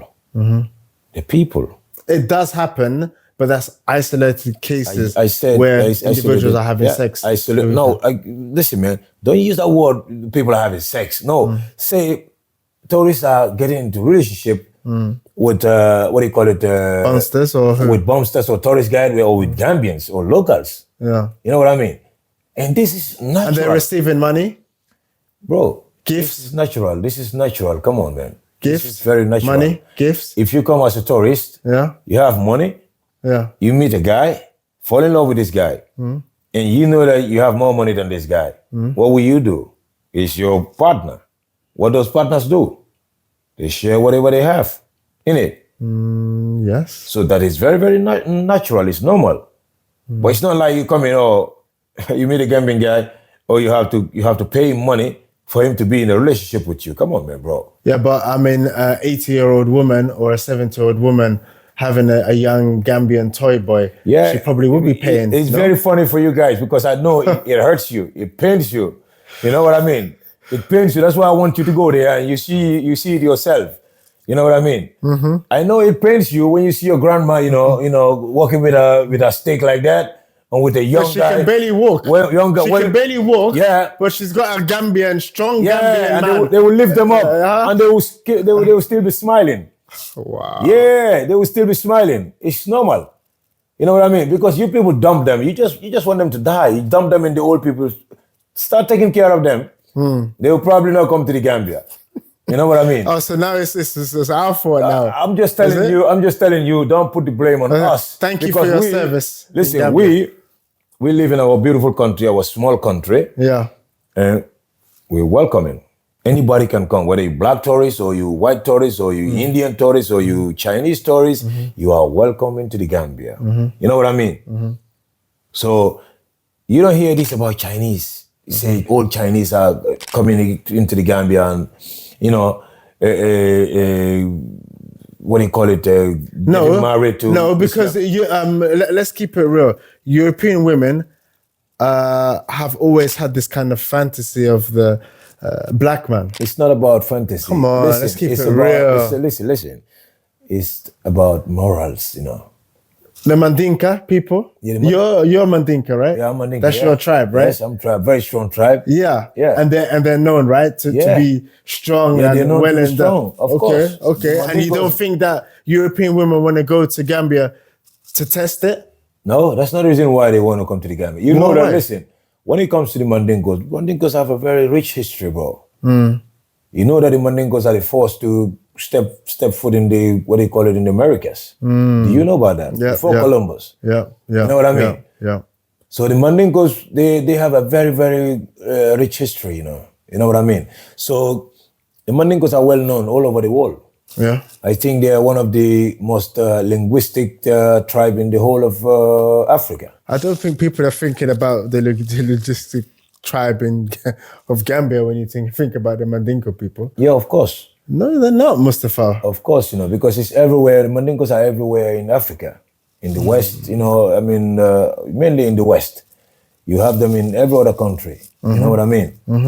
So, but they have a very rich tradition and they are very well strong. They're strong, well built, you know what I mean? Dark, black, elephant bone, like you call it. That's how they are. So it's a very noble tribe, but the tourists that are coming to the Gambia, they're not coming there because of the Mandingos or because of the Wolof or because of the Fula. They're coming there because of the Gambia.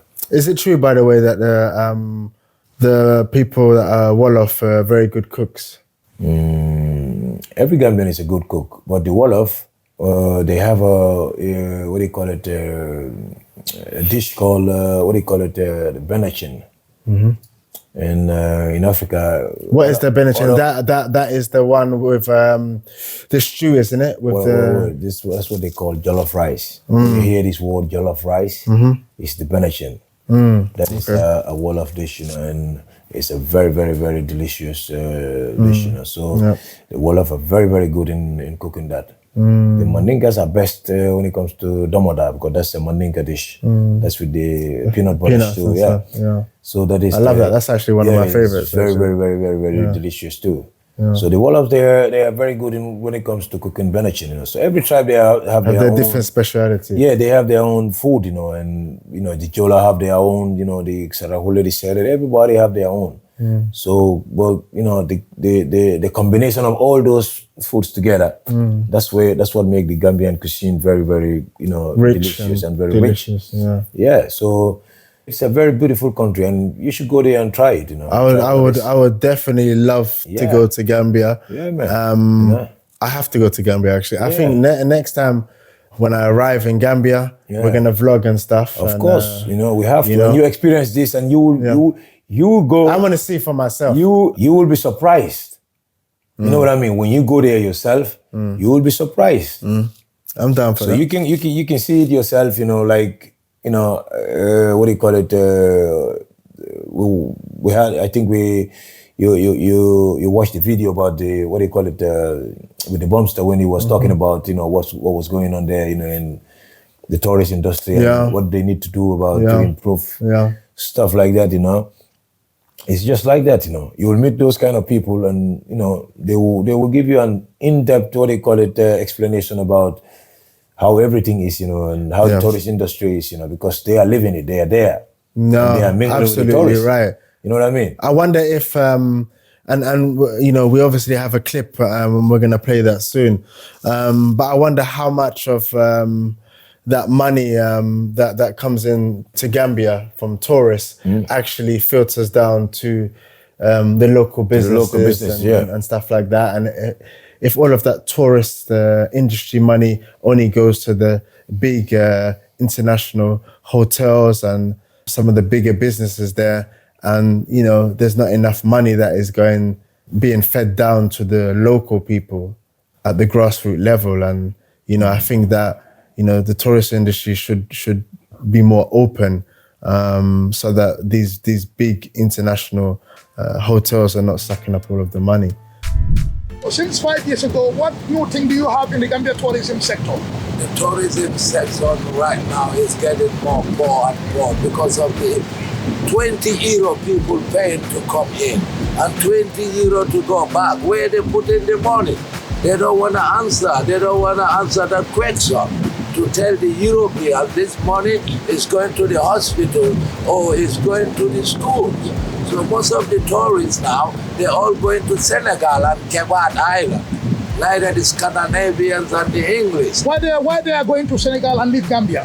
Yeah, because of the 20 euro they paid to come in and 20 euro to go back.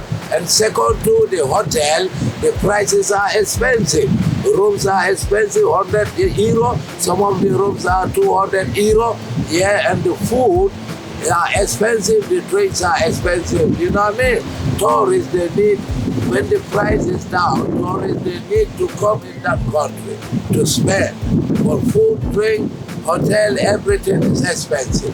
Okay, as a veteran experienced tour guide in the system, in the tourist area, so what new thing do you have to show the tourists when they come in the Gambia? Yeah, tourists, when they come to Gambia, they have to join the local. The local can take them, tell them the history, tell them the culture, tell them the tribe, and teach them how to cook and teach them our languages. And it's only what the tourists need. And second to the entertainment is gone. We never have the real entertainment what the tourists want to see with their eyes. So what type of entertainment you are talking about? Yeah, the entertainment is about the history and the roots and the culture with the dancing company entertainment, with the Samayo entertainment, Kuko, Kankurang, you know what I mean? And big fire camping and drumming and, you know, ballet dancing and samba dancing. So when do you last have that entertainment, Mr. Duku? Oh, this entertainment been gone for 20-something years. So why that happen? Yeah, because of the people are on the door, bringing the tourists. They just keep the tourists in. They don't bring the tourists out for people to play drum, teach them what they should experience in Gambia. So what do you think can change the tourist sector in the Gambia? Absolutely. The tourist industry now, what we need, to bring 368 buses and fly in Gambia to bring tourists and tourist boats to bring the tourists in Gambia. Only one can make things go better. And the tourists, when they come to Gambia, they should rent an apartment, stay in the villages. The money can stay in the country. They're supposed to go out, spend the money in the market, spend the money to the local restaurant, not only in the hotels. So how long have you been in the tourist industry? It's like 39 years I'm in the industry, taking tourists around since I was a little lad, taking them in the village, tourists, seeing people in the village, helping them, helping the women in the garden, helping the schools, helping the clients, helping the hospital, helping the old people to bring medicines and seeds to grow, cabbage, carrot, everything. We never got those help anymore. So since you have been in the tourist sector for the last 39 years, you understand what is what difference do you see between those days and today? What are the different? Yeah, because those days our president to go to Europe and make charity, talk to Europeans, told them go to Gambia and help the Gambians. So now what do you want to tell the other tourists who want to come to the Gambia and they don't know anything about Gambia? What do you want to tell them? Yeah, I'm trying to let them know, please let them come to Gambia, join the local, bring charity, give it to the local people hand to hand, not to give it to the government. How would you see the people, the environment, about the tourism sector? Yeah, they all are sleeping right now. Yeah, I think that's a problem too. Yeah, that's the problem. I think coupled with unemployment in Gambia too, you know. Yeah. So all of that needs to. They need to regulate it, you know, Yeah. because it wasn't like that before. Like I said, when we were young, you know, the tourist industry was booming at that time because. You mean like 20, 30 years ago? Yeah, around that time, yeah. Okay. Because that time you don't have this all-inclusive, you know, and you know stuff like that.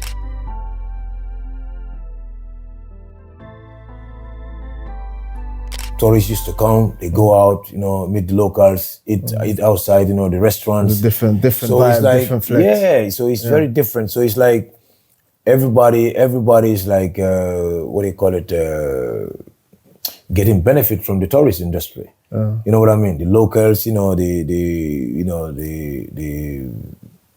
farmers, the tourist guides, you know, the markets, you know, the women, you know, everybody's, you know, benefiting Trickles from down to but everybody, you know. when they started with this all-inclusive, you know, I mean, they killed a lot of those, you know, small businesses. Oh yeah, you're right. Because you basically, a tourist, when they come to Gambia, they'll be eating and everything in the hotel. Exactly. So then they wouldn't really need to go and venture out because you have all-inclusive in your hotel. Because so you don't have to go to a restaurant. Yeah, come on. You Only save if you money. want to. You pay everything in the hotel. Yeah. So why would you go and spend money outside and eat when you have food right in front of you? Yeah.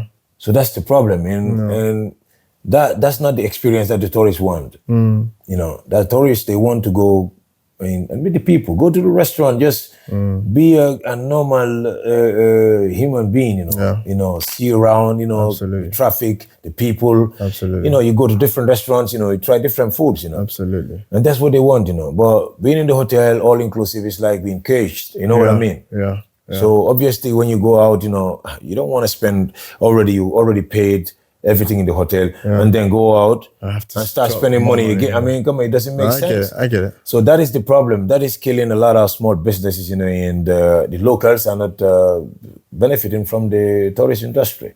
So that is something that, I think the Gambia Tourist Board or the government, they have to try and work on that, and Some make type sure of that it's regulation like, the tourists, they enjoy themselves, they go out, and support, because it's all about, how do you say it, spending or being a tourist. That's what you call it. Giving back to giving back to the locals. So that is one of the major problems that they have there right now. Is all inclusive. And it is like, that's why you see everybody taking the back way now, because it's no job. The young they are not working, no job. Unemployment is less, getting higher. So people are like, people need to eat. They don't have a choice. So everybody want to just travel now. So then, if we swing it back again, these tourist European ladies that come to Gambia and obviously, spend their money there, and obviously go around with these, as you say, tourist guys, bumsters, that offer their services, and obviously get some type of payment for their services. All of this helps the economy go round. Yes. Yes. It creates employment, for those people. So instead of young people sitting around doing nothing, being hopeless, they will go around, the hotels, mingle with the tourists, try to show them around, So that is a kind of boost to the economy, and so it boosts the economy, and those are the people that are showing the tourists the real Gambia. You know what I mean? The hotels they don't do that. They can't do it. But these are the people, the locals, these bumsters and these tourist guides. These are the people who are like showing the tourists the real Gambia. Okay, that makes sense. That makes sense. And I think that as long as these bumsters are not taking advantage of these European ladies that come there, financially and sexually, I think that can change people's attitude of Gambia as a sex tourist destination. No, don't put it like that. But this is going to take time. This is going to take time. Don't put it like that. Just your tabloids have to stop their bullshit that they're doing, trying to, excuse my language anyway, trying to, to portray the Gambia as a sex tourist destination. We don't have that. That's something that they have to stop. That's absolutely rubbish. You know what I mean? We're a Muslim country, bro. You know what I mean? What percentage of people are Muslim in? I mean, about if I'm not mistaken, 85 to 90%, And then Christian? Yeah, if Christian, I think you have about, I don't want to get this wrong, 15% or 10%. What about other religions? 10%, I mean, other religions, they are very, very few. It's about, I don't wanna, give the wrong information. But about 80 to 85% are Muslim. I can say that. So majority are Muslim. Majority are Muslim, and you have Christians there, and you have these other religions. I don't even know how they call them. Voodoo. No, we don't have voodoo. We don't have something like that. Voodoo, that's in other African country. We don't have voodoo. What? It's in Haiti. Yeah, Haiti, they have voodoo. But Haiti is not Africa, bro. Haiti is in, where? In the West Indies. Where? Is it in the West Indies? I'm asking you, man. You know what I mean? Haiti is not in the Caribbean, innit? It's in the West Indies, I think, Yeah, around Dominican Republic, I think, around that area. Yeah. It's a former French colony. Former French colony, yeah. Yeah, man, but Haiti is not in Africa. They're black, but they're African, but they're not located in Africa. But like I said, they are African, brother. I said they're African, but they are not in Africa. They're not located in Africa. It's like Jamaica. Jamaicans are Africans. Yeah, but Jamaica absolutely. is in the Caribbean, isn't it? Absolutely. Yeah. Absolutely. So, you know. But we all, you know, yeah. I hear what you're saying. Yeah, you're African too. Obviously you call yourself British. Well, you know, I mean, yeah. There is no black British, you know. You just fooling yourself. Thank you, you're brother. African. Finally, I know where I come Peter from. Tosh said that, you know, no matter where you come from, as long as you're black man, you're African. You know, so, I love that. That's what I want to say actually.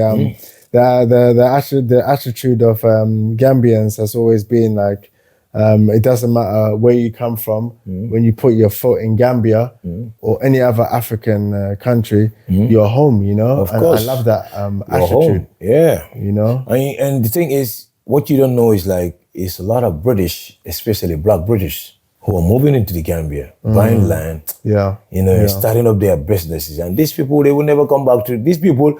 They will never even entertain when you guys are talking about these sex tourism. You know what I mean? Because they live there, they know. You know what I mean? No, but people, what I've realized is that Europeans are tired of living in Europe because of the cost of living, petrol, housing, everything. Exactly. Has gone up in Europe, you know? And of course, crime and just the way that the system is now in Europe. Depressing, the winter, changed. you know, the winter. It's different. You know, people are moving back home. Yes. Maybe to the Caribbean or Africa. It doesn't matter. They're moving back home because they're tired, man. Caribbean is no home. Yeah. Africa is home. But they're moving back home. Yeah. Home is Africa. There's no home in Caribbean. There's no home. All Caribbeans are Africans. So when you say moving back home, some people say that there are people that are moving from England. They move back home to the Caribbean. Yeah, they're moving wherever they're from. They move back home. No, they just say they're traveling to Caribbean. They're moving to Caribbean. But the Caribbean is never home. You know, you tell that to a Jamaican, they're gonna tell you, man, get out of my face, man. You know. It depends. Some people are moving to. They are African, you know. Some people. They're African, you know. Africa I apologize for his Caribbean, you know, dialect. That's why the Jamaicans, they don't say we're moving back to Africa. They say we're going forward, you know.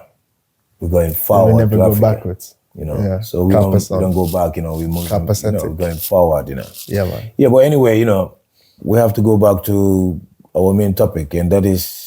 The Gambia is like, what do you call it? It's not a sex tourist destination. It is a beautiful country and it's for tourism. So, you know, I just want your people to understand that if there is Why do you keep saying my people?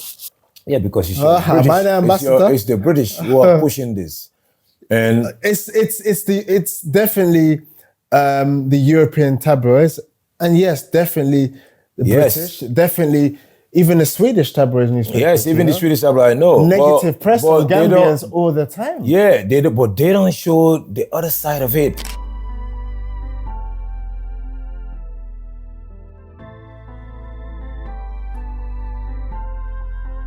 No, they don't. Whereby it's like they are old men coming there taking advantage of these young girls. They don't. And you know, listen, and you know how easy that is. An old European guy. That's crazy. You know what I mean? Who is probably, he live in a single bedroom here. You know what I mean? He can't get a woman in Europe. You know, got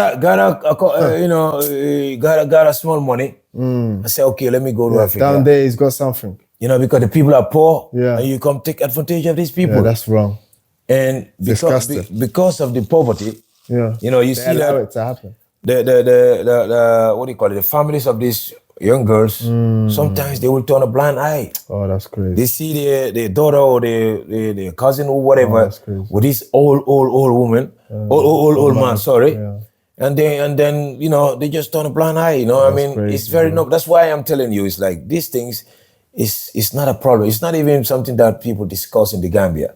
You know, when you see an old woman with a young guy, you know, and thinking that, oh, this guy is together with this guy because of sex or because no, it's something that is like very normal there, you know, because people know that anyone who is like with a tourist, number one you must be a bumster or you must be a tourist guide, because normal people they go to the beach, for example. They go to, they will be around the hotels, but they're not there to meet tourists or to, you know, to guide tourists or show them around.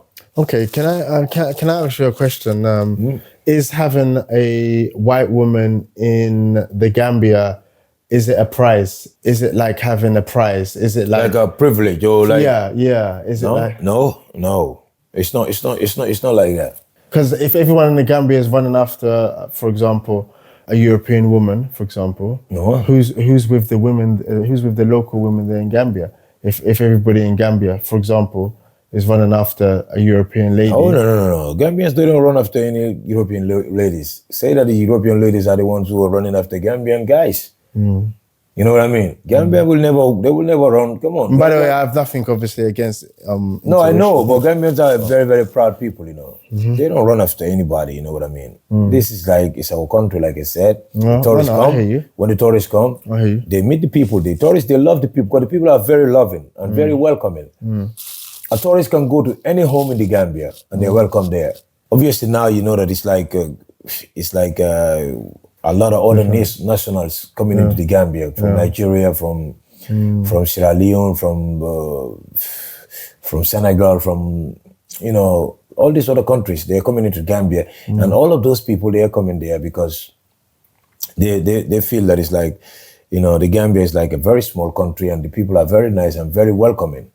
And sometimes you will have some bad people, you know what I mean, who will come into the Gambia, you know, and you know, mingle with the people, you know what I mean? And these are people sometimes, you know, these are the people who will like cause trouble, you know what I mean? But they are not sometimes Gambians. they're not, okay, so sometimes some of this negative press, or even on other nationalities. Of course. Other African nationalities. Of course. And they just say, he's black. Yeah. He's Gambian. Yeah, but some of these people, be Gambian. some of these people, they have Gambian citizens, Gambian passports. Okay. You know what I mean? Okay.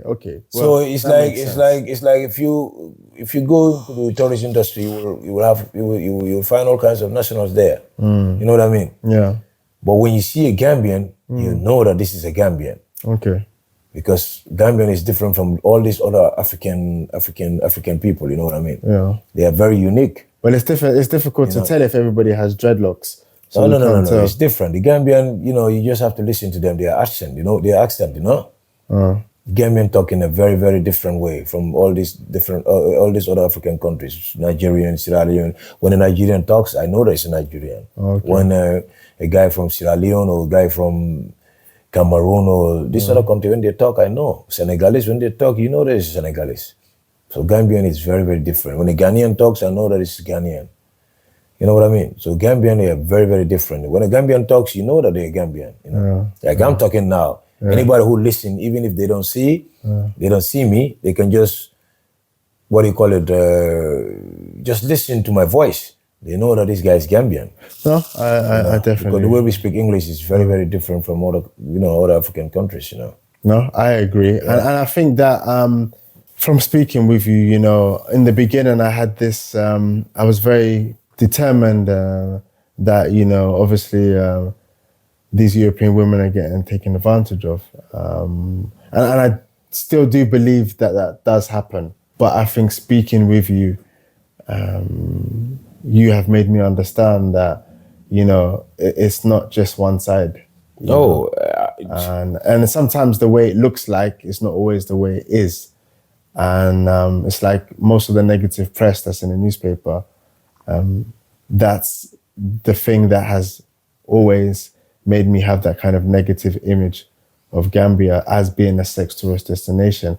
And I think that there definitely most probably is some type of sex tourism going on. No, I don't want to hear that word. There's no type of sex tourism going on in the Gambia. It has never been like that, and that has never happened. But if you said tourists are going there and they end up meeting a guy, they fall in love with this guy, get married or whatever, or get in a relationship, very natural. But very if the normal. whole plane is full, if a plane from England is full only with grannies that are 50, 60, Who 70, said 80 year old? that there is a flight that comes from England, a whole flight full of with full with what do you call it? Old British women. Old British women. You come on, man. You know that doesn't even make sense. If you said okay, it's a lot of old British women there, or a lot of women in the flight, I can understand. You've taken many flights to Gambia. You've never seen that? I've never seen that. I've never in my life seen that. Have you ever flown from England to Gambia? No, I've never even been to England, you know. Okay. Never been to England, you know, because of... Well, you're welcome. What am I going to do there? Huh? What am I going to do there? Enjoy yourself. To go and read your British tabloids? I have a lot of family there, a lot of friends, you know. I love Manchester United. I support Manchester United. There you go. If you like football, I know you like football. I love football. That's my life. Player. Yeah. Okay, did you enjoy yourself in England? That's the home of football, my brother. Listen, man, that's not the home of football. Yes, it is. That's not the home of football. You Even though I don't even watch football. That's what you say. You call it the home of football. Everything is from England, man. You know. Everything is from England. That's what you people. That's what you claim. I keep saying you people. Yeah, but come on, it's the home of football. Home of football. But swiftly to bring it back in line with what we've been talking about, I think that you've changed my mind a little bit in that all the negative press that comes in the tabloid newspapers about Gambia is not necessarily as it seems. These older ladies should take more responsibility when they're coming to Gambia. Yes. When they're meeting these young gentlemen who are propositioning them for other things, they should be more careful. No, I'll put it like this. I said, if you are a woman or British or Swedish or whoever you are, if you come into the Gambia, you come there to enjoy the country, to enjoy, the sun or the weather or you want to meet the people, you know what I mean? If you end up meeting somebody, which is very natural, it's very normal. You know what I mean? If you're gonna invest your money in that person, or you wanna do something in the Gambia, you know what I mean? You just have to protect yourself. That is very normal. Absolutely. And that is anybody. And I wouldn't even say in the Gambia, in any country, in any part of this world, wherever you're gonna go, invest your money, with your partner, you know what I mean? I mean, you just have to know what you're doing. You just have to, protect yourself in a certain way. Don't just go throw all your money on, on the guy, just because you love him and say, you can take this and decide what we're gonna do with it. You know what I mean? Somebody who is a poor person never seen that kind of money. Don't know how to manage. Obviously, doesn't know how to manage that kind of money. So you just have to, protect yourself. What about lying to the European women? Telling them that, I love you, baby. You're the only woman. If that's the case, that all men are liars then. All men lie. We all know that. All men are liars then. Because what do all men do? Well, not all whether you're European or you're white or you're black, what do men do? Men only lie to women. That's come on, we have to be honest. You never lie to a woman? It's not bad. Sorry, I'm just asking you. I'm not being personal. I'm not being personal. You know what I mean? No, I that is very even in the animal kingdom. You know what I mean? The male animals, they lie to the female animals. I hear you. I hear you. Everybody come and try to pretend. You know what I mean? I mean and these Gambian men are very good. It's called how do you say it? Seduction. You know what I mean? That's what you do. That's very natural. You know what I mean? You have to talk to a woman in a certain way. You know what I mean? Yeah, but these Gambian men are very slick talkers. They know how to talk.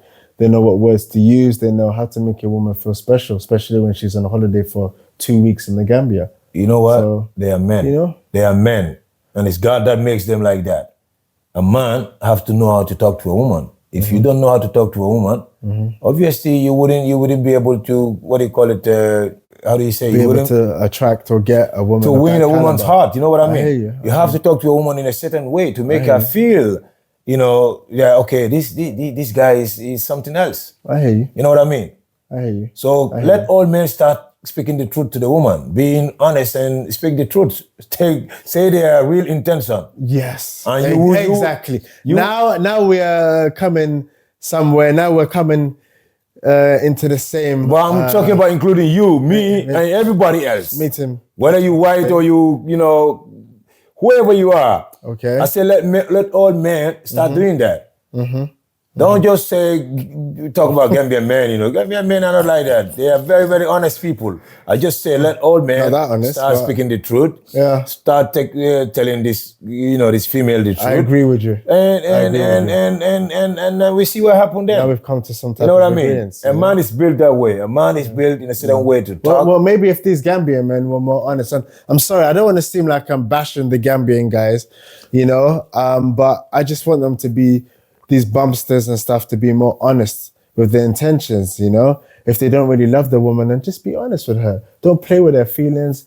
You know, a woman that's 60, 70, 80 years old, you know, be honest with her, what you want with her. They are very, listen, you know? they are very much honest. Don't play with her heart. Listen, they don't play with nobody's heart. Like I was telling you, there is no tourist guide or bumster or Gambian man who is playing with any British woman's heart. You know what I mean?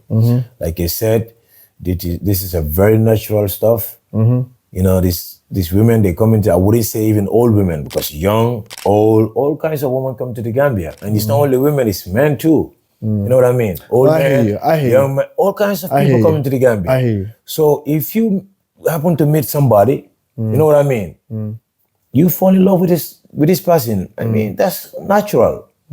It's not like somebody forced you to fall in love with this person. It's not like this person come and start, I'm gonna lie to this person, you know, for her to fall in love. Come on, it doesn't work like that. You know what I mean? I think that everybody, it's a connection. both parties have to take responsibility. Yes, it's in a the connection. end. And I totally agree with you. Yes. You know? And it doesn't help with the negative press. Exactly. But I think that going forward, we have to be wary of what we're reading in the tabloid newspapers. Yeah, but if this, you know? this was an issue in the Gambia, you will see it in the news. You will see it in the papers there. You will, especially now, social media. You will be hearing these things.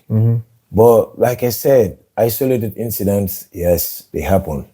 Okay. And that is very, very normal. Okay. But it's not a problem whereby it's like the way your tablets are, they're putting it, like the Gambia is a sex tourist destination. You know what I mean? It's not something that we have. That's not a problem there. Okay. Okay. So let's be honest. The papers have to know what they are writing. They have to know that this is. Well, they of course take and sensationalize, you know, something and make it bigger than what it is. Of course, because they want, you know, for the newspaper article. Yeah, to but that's get what I'm saying. attention, to get the views, to get the money, and that's stuff like that. Exactly. Once it's keeps the money all the time, it gets in people's mind, and people only see that negative press. Exactly. They're just trying to, you know, scare their tourists, scare their people, not to go to the Gambia, you know, and try to mash up our tourist industry.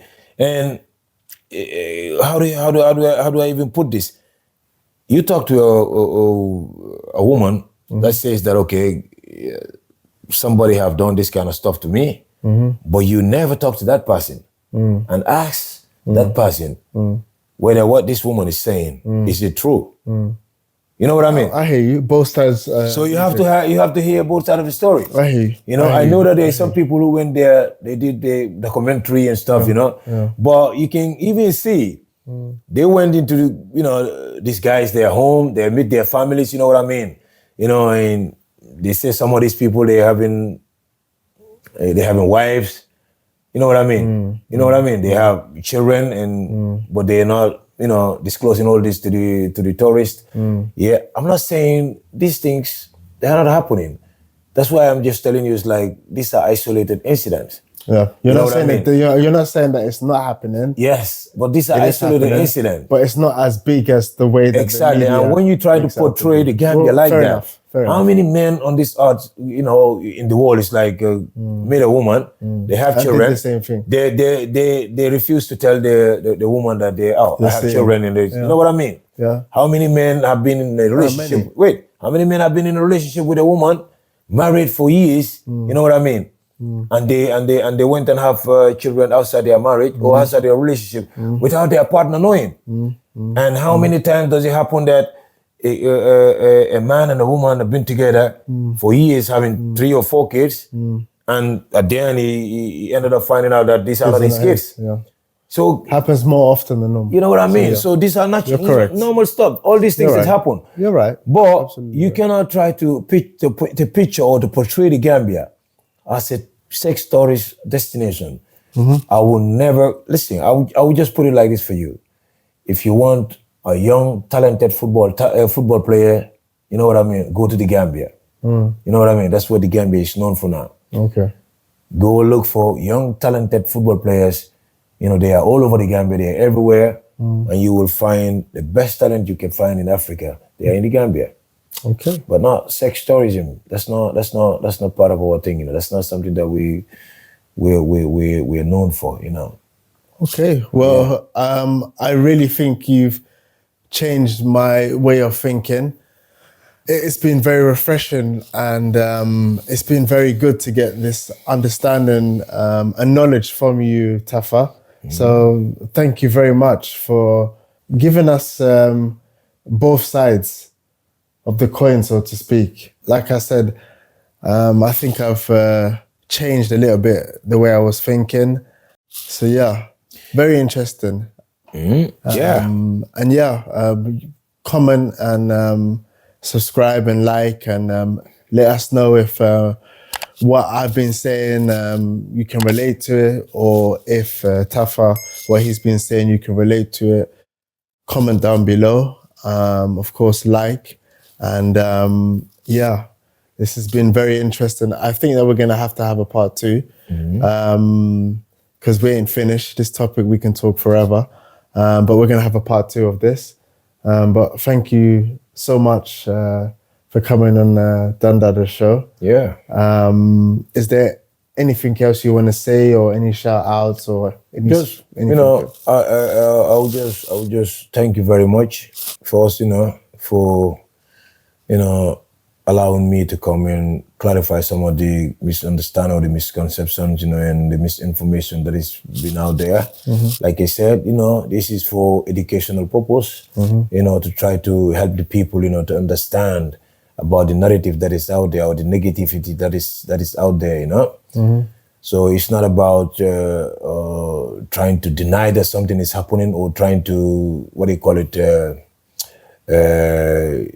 just talk, you know what I mean? It's just try to educate the people, for people to understand that, you know, my country, like the Gambia, is not a sex tourist destination, you know. It's a beautiful country, and the people are very beautiful and very welcoming, and the country is very rich in culture, and everybody's welcome to Gambia. Everybody is welcome to the Gambia, and that's the reason why the people are coming there. And like I said, it's a very small country, but a very famous country. You know what I mean? So a lot of people, when they hear about the Gambia, they think that, oh, it's like a big country, you know. It's like, because the Gambians are very noisy. Everywhere they go, they are very special people, you know. But when you look at the map and then you see the guy, you say, damn, you know, it's very, very small. That's why everybody is related. Everybody knows everybody.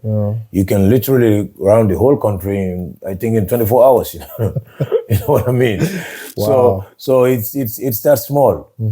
So, you know, I don't like it when I'm sitting, I'm hearing this stuff, you know, about, you know, Gambia is like, you know, sex tourism.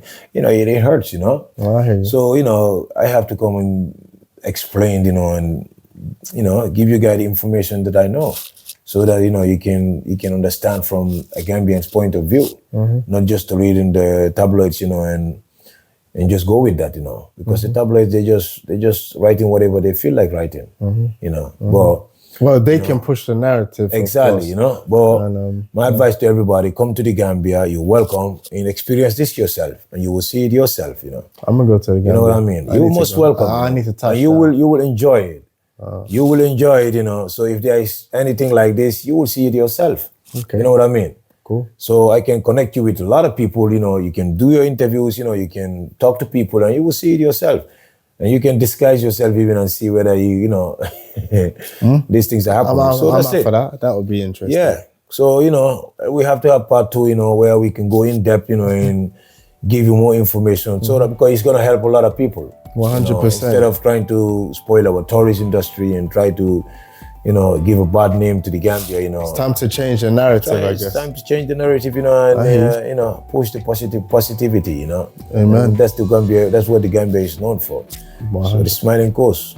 Smiling Coast. There. So everybody follow, you know, the Don Dada Show, you know, and make sure you subscribe, you know, and link up with this man, you know. He's the main man. Follow him, you know. Let's make him famous. Thank you. I appreciate that, brother, man. Big up to you, man. Thank you, man. Yeah, man. Love, huh? Yeah, man. Love. Big up. Big up to my editor. Big up Captain Linskog. Big up Melanik, that's that UK London connection.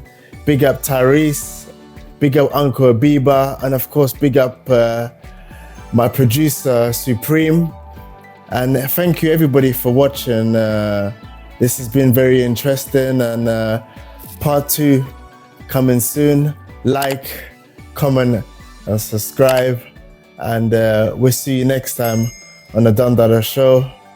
Peace, love, and harmony. We out. Salute. Salute, man. Yeah, man.